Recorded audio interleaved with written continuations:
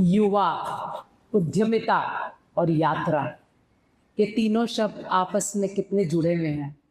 आप इसे गहराई से थोड़ा महसूस करें, क्योंकि इसे लेके आए हैं हमारे बीच में चोयल साहब यहाँ पर, जिन्होंने आर्च में विश्वास रखा, क्योंकि जितेंद्र जी ने ये पहचान हमारी उनके साथ कराई, और चार्ज और माई एस बी और आर्च ने मिलकर के ये आज आपके लिए ये प्रस्तुतियाँ रख पाए हैं।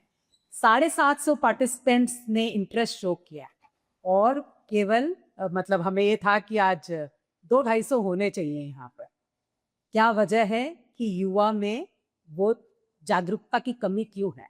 तो उसके लिए हमने बुलाया है हमारे बीच में आज दिनेश जी जांगीर जी को, जो कि इंडियन रेवेन्यू सर्विसेज से जुड़े हुए हैं और IRS है और GST कमिश्नर हैं। हमारे बीच में दिल्ली से आए हैं चला करके, ताकि आप लोगों से बात कर सके, क्योंकि इनकी बहुत सारी रुचि है, पुस्तकें लिखी है, बहुत सारा वैदिक नॉलेज इनके पास है, और वो कैसे हम ट्रांसलेट कर सकते हैं हमारे फ्यूचर के अंदर में। ये जो हमारी धरोहर है, हमारी परंपरा है, जो हमारी संस्कृति है, जिससे उद्यमिता कैसे आगे बढ़ सकती है, और ये सब रास्ते दिखाने के लिए हमारे पास में जीवित उदाहरण है चोयल साहब का। साथ में लोकेंद्र भाई साहब जी ने जो इतना सुंदर कहा कि हमें जॉब गिवर्स बनना है, ना कि जॉब सीकर्स। जॉब सीकर हम बने जरूर, सीखने के प्रयत्न से, क्योंकि हम सीखना सब चाहते हैं। हम सीखना चाहते हैं इंडस्ट्री में जा कर के उनके आचरण के, उनके व्यवहार को, जो क्या प्रोफेशनल अप्रोचेस हैं उनको सीखने के लिए। फिर जाके हमारे बीच में इतना कॉन्फिडेंस पैदा होना चाहिए कि हम आगे अपना काम शुरू करने की हमें वो जागरूकता रहे। तो मेरा आज ये 25 साल की जो जर्नी है, इस जर्नी में मेरा ये मानना है कि मैंने एक छोटी सी शुरुआत करी जब मैं जयपुर शहर में यहाँ शादी करके दिल्ली से आई थी। जन्म मेरा बंगाल का सिलीगुड़ी में एक पास में ही अपने कुछ बिहार में एक छोटा सा गांव है, वहाँ पे मेरा जन्म हुआ है। सिलीगुड़ी के पहले 10 साल मेरे पिताजी, क्योंकि उद्यमिता में ये जो राजस्थान के सभी लोगों में जो बीज होता है, हमारे पूर्वज है, वो लोग जा करके बंगाल में और असम में जा करके सेटल डाउन हो गए। तो वहीं सब कुछ का स्ट्रगल था, आसान नहीं था एक नए जगह में जा करके, एक नई भाषा, नए लोगों के बीच में जा करके। पर राजस्थान की भूमि में ये चीज है कि यहाँ के लोगों ने हमेशा इस तरह के प्रयत्न करे, जिनके उदाहरण लोकेंद्र भाई साहब ने इतनी खूबसूरती से बताए। और स्वावलंबी अभियान जो अपना है ये पूरा, जो कि हम अपने देश ये अपनी चीज को कैसे आगे लेके जा सके, तो जाकर के उन्होंने अपने, देखिए मारवाड़ी भाषा है उसको नहीं छोड़ा। तो मैं बहुत अच्छी मारवाड़ी बोल रही हूँ, तो आप चाहो तो हम बात कर सको मारवाड़ी के मायने में। So all this is why because our culture is important to us. हमारी जो संस्कृति है वही है जो हमें आगे लेके जाए। अगर आज मैं विश्व के 70 देशों और 400 यूनिवर्सिटी जिसकी मेंबर है, 11 कंट्रीज का इलेक्टेड बोर्ड है, उसमें एक इलेक्टेड मेंबर के रूप में बैठी हूँ, तो ये कहीं मेरे देश की जो जो शक्ति है ना, वो मेरे साथ रहती है, इसलिए मैं वहां हूँ। और ये नहीं कि मैं कोई बहुत अच्छा, मेरे अंदर में मेरे से ज्यादा होशियार लोग नहीं है, या मेरे से उन्नत लोग नहीं है, मेरे से बहुत ज्यादा उन्नत लोग, लेकिन मेरे दिल में भारत बसता है। मेरे दिल में भारत के प्रति वो प्यार है, जिसे मैं लेके अपने दिल में लेके जाती, तो शायद वो ही प्यार है जो मुझे आगे लेके गया है। तो आप सब विश्वास रखें कि जिस धरती में आपका जन्म हुआ है, इससे स्वर्णिम धरती नहीं है। हम उस देश के, और ये छोटी ताली की बात नहीं है, हम सबको खुद के लिए ताली बजानी है, मेरी बात में नहीं, हम सबको अपने लिए ताली बजानी है ये, क्योंकि हम इस देश जिसमें इतनी सुंदरता है, हर रूप से धनी है ये देश, इसके पास क्या नहीं है इस देश में। मतलब राजस्थान का जाके बंगाल में काम कर सकता है, और यहाँ नहीं है अगर हरियाली, तो वहां जाके हरियाली में काम कर लो। यहाँ कुछ और नहीं चाहिए तो पहाड़ों में जाके रह लो, किधर भी जा सकते हैं, समुद्र के पास जा सकते हैं। तो यहाँ पे तो असीम संभावनाएं हैं, और ये संभावनाओं का देश है। मैंने जब 2 कमरे में शुरुआत करी, तो ये उद्यमिता, आज दूसरे देशों में जाओ तो आपके पास में नियम कानून इतने लगा दिए जाते हैं, आप कुछ शुरू ही नहीं कर सकते हो। हिंदुस्तान वो धरती है जहाँ पर सब कुछ आप छोटे से छोटा काम शुरू कर सकते हैं, और कोई आप पे बंधन नहीं है, किसी तरह का बंधन नहीं है। ना GST के साहब आएंगे, ना आपके पास में सर्विस टैक्स आएगा, कोई नहीं आएगा। अब आराम से 20 लाख तक कमाइए आप, ठीक है, उसके बाद में आएंगे GST वाले, जब आप कमाना शुरू कर देंगे। तो कहने का मतलब ये है कि आप लोग सबको ये समझने की जरूरत है कि यहाँ पे डरने की जरूरत ही नहीं।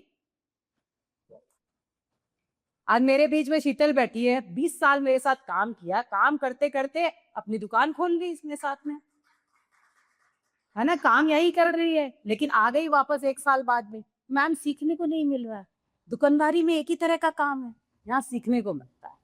तो जब हम लोगों में, युवाओं के बीच में रहते हैं, लोगों के बीच में रहते हैं, तो हमें सीखने को मिलता है।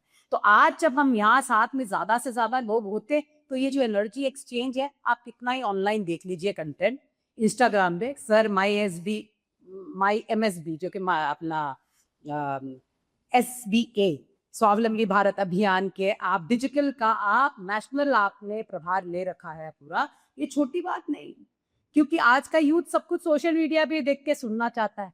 पता है जब हम स्क्रॉल करते हैं इतनी अच्छी लगती है सारी इंफॉर्मेशन, और इधर गई नहीं कि दूसरी वाली और अच्छी लगती है, फिर तीसरी और भी अच्छी लगती है, फिर सब भूल जाते हैं।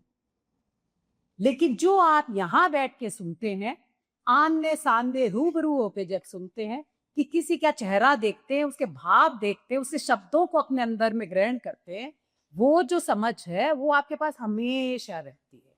और इसी के लिए जरूरत है ऐसे कार्यक्रमों की। और ये पायलट की जो शुरुआत हुई है, अगर आज हम यहाँ 100 भी हैं, हमारा काम है कि हम अगले 500, हर जना अगर 5 जने को बताए आज कि मैंने यहाँ गया था, मैंने ऐसी बात करी, मैंने ऐसी सुनी, मैंने ऐसी बात को समझा, जाइएगा आप 50 लोगों से अगले 1 महीने में तो बात कर ही सकते हैं। ऐसे बढ़ेगा हमारा काम। ये केवल इनका या मंच पे बैठे हुए 4 लोगों का काम नहीं है, ये हम सबका काम। अगर आप नहीं भी कर पाए ना, तो भी उद्यमिता की बात करिए। बात करने से बात बढ़ती है तो कुछ होता है और कुछ ना कुछ खुलता है। जो कहते हैं ना एनर्जी देना, कैसी बातों के बारे में बात करेंगे? ऐसी बातों के बारे में बात करें जिससे आप वो एनर्जी अपने आप, आपको ऐसे लोग ही मिलेंगे जो उसी बात को करते हैं, और फिर आपका काम भी शुरू हो जाएगा अगर आपकी इच्छा है तो। जहाँ चाह है वहां रहा है, हम सब ने सुना है कि बात नहीं है ना? तो आप में से अस्कियात में कौन कौन बनना चाहता है उसी में? वाह क्या बात है, क्या बात है। तो हो गया काम हमारा तो आज। हाँ, साहब तो देख रहे थे टोटल में 100 तो नहीं मिल गए हमें, तो हमारा काम तो यही हो गया आज पूरा।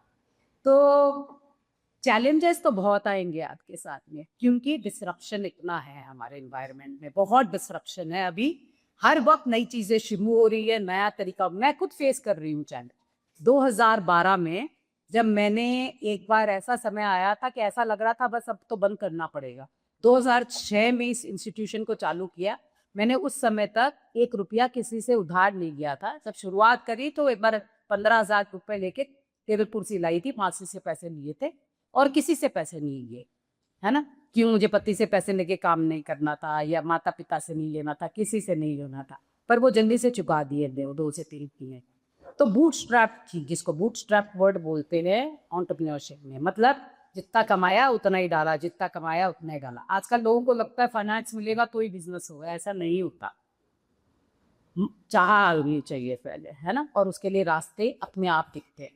तो 6 साल तक ये लिया। अब कोई बड़ी जमीन लेने के लिए मन में धारणा कर ली, है ना, नाकोड़ा जी जाकर के बोलना कर ली, भगवान ने जमीन दे दी। अब जमीन के पीछे की प्रॉब्लम्स तो बताई नहीं थी उनको, अब वो प्रॉब्लम्स और पकड़े में आ गई। अब उधार कहाँ से चुकाओ? उधार चुकाना, कमाई नहीं, आमदनी नहीं, अठन नहीं, खर्चा रुपया, अब कैसे चुकाएंगे? चुक गया।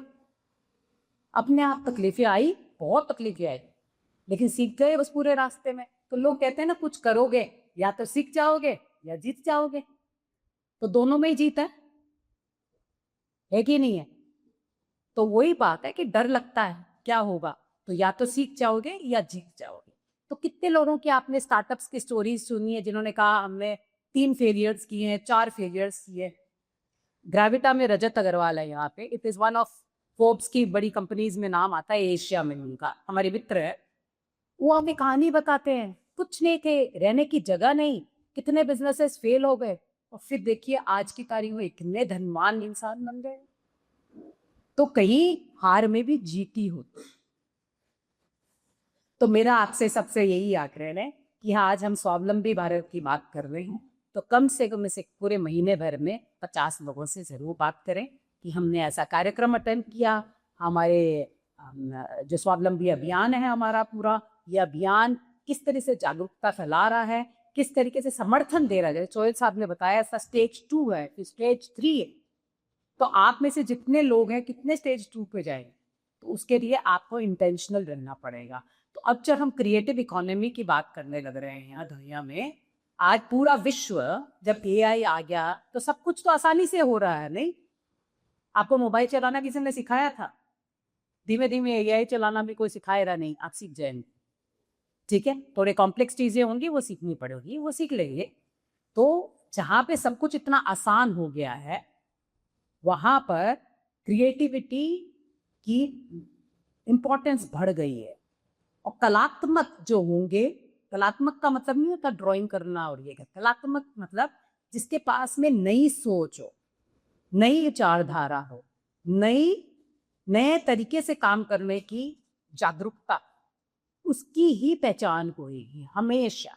तो आज जो क्रिएटिव इकोनॉमी है, जिसे ऑरेंज इकोनॉमी भी कहते हैं, जैसे आपने ग्रीन इकोनॉमी सुना होगा, तब अपन एग्रीकल्चर को फोकस कर रहे थे, वाइफ की तब अलग था। अभी orange is all about creativity, imagination, productivity, creativity, and अपने ही रिसोर्सेस से आप क्रिएशन करें, तभी हम सस्टेनेबिलिटी के रास्ते आगे हैं। सस्टेनेबल डेवलपमेंट गोल्स कितनों ने सुने? 17 सस्टेनेबल डेवलपमेंट गोल्स। ओके, एक ही जने ने सुना। 17 गोल्स दिए हुए हैं विश्व को। हर देश, हर डिजाइन की जो पढ़ाई होती है वो SDGs को ध्यान में रखते कर रिजेक्ट करती है। अब हमारे दिमाग में क्या है डिजाइन की भाषा? अरे सुंदर कपड़े, अच्छे वो, या बढ़िया बैठने का सोफा, कपड़ा, रंग, हम ऊपर ऊपर से देखते हैं। डिजाइन की जो अभी जो जरूरत है वो है लीडरशिप के लेवल पर, जहां पे डिजाइन एक विचारधारा है। वापस, डिजाइन एक बहुत इवॉल्विंग डिसिप्लिन है। ये ऐसा नहीं है कि जैसा था वैसे, जैसे मैथ्स है या साइंस है, साइंस में भी लॉजिक, मैथ्स में भी लॉजिकल चाहिए, साइंस में ज्यादा लॉजिक नहीं चाहिए, लाइफ में ऐसा चाहिए कि क्योंकि ऑलरेडी थिंग्स आर प्रूवन, ठीक है ना, साइंटिफिक होती हैं। But design is evolving as a discipline. So अब अगर आपने देखा होगा डिजाइन थिंकिंग की बात मैनेजमेंट स्कूल्स करती है, सुना है आपने आज की तारीख में डिजाइन थिंकिंग, हर चीज में हम वर्ड ऐसे यूज करते हैं, डिजाइन किया है उन्होंने, अच्छा डिजाइन किया उन्होंने, कागज अच्छा डिजाइन करा, ये बिजनेस प्लान अच्छा डिजाइन किया हुआ है। तो डिजाइन में क्या होता है? पहली चीज होती है एम्पैथी, मतलब सामने वाले को समझना। तो जब हम उद्यमिता के रास्ते में जाएंगे, कस्टमर को समझना बहुत जरूरी है। उसको चाहिए क्या, उसको काम क्या करना है, उसको हम उसकी जरूरतों को हम कैसे पूरा कर रहे हैं, या क्या हम नया दे रहे हैं जिसे हम बता रहे हैं कि तेरी जरूरत ये है। तो एम्पैथी। दूसरा, अपनी चीज को डिफाइन एकदम क्लियरली करना, विद फोकस के भी हम ऐसे कस्टमर को पेश करें।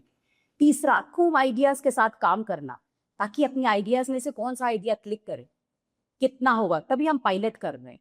चौथा होता है प्रोटोटाइपेशन, जो ये कर रहे हैं ना, पायलटिंग कर रहे हैं, इस प्रोजेक्ट की भी पायलटिंग हो रही है।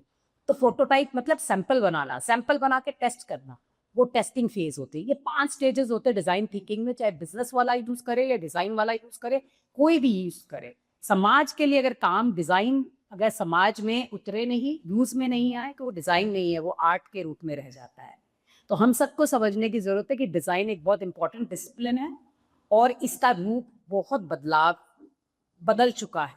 हमारी जो सोच है वो उसको स्किल एजुकेशन के रूप में देखते हैं, है ना। पहले तो लोगों को समझ में आता था कि ये हॉबी है, फिर हमको समझाते हुए 25 साल लग गए कि ये स्किल है, फिर स्किल समझ में आने लगा, तो डिजाइन इवॉल्व होकर के स्किल से ऊपर चला गया। कहाँ चला गया? थिंकिंग के लेवल पे। अब बोले थिंकिंग कहाँ से लाए? ठीक है, तो वहां है creative economy, intellectual property create करना, ताकि हमारे देश का नाम हो। आप साहब ने मुझे बताया इनके पास 6 पेटेंट्स बताए हैं आप, है ना। ये है इंटेलेक्चुअल प्रॉपर्टी, देश का नाम रोशन कर। तो इन्हीं शब्दों के साथ आपको मैं चिंतन के लिए छोड़ जाऊंगी कि आज आगे आप क्या करना चाहते हैं, डिस्कस करें, अपने आपस में बात करें, और अपने आइडियाज को थ्रो करें दूसरों के सामने, सुने कि क्या कहते हैं वो, और फिर जो काम मन में ठान लिया उसको आगे बढ़े आगे। आपको बहुत बहुत शुभकामनाएं इस पूरी जर्नी के लिए। धन्यवाद।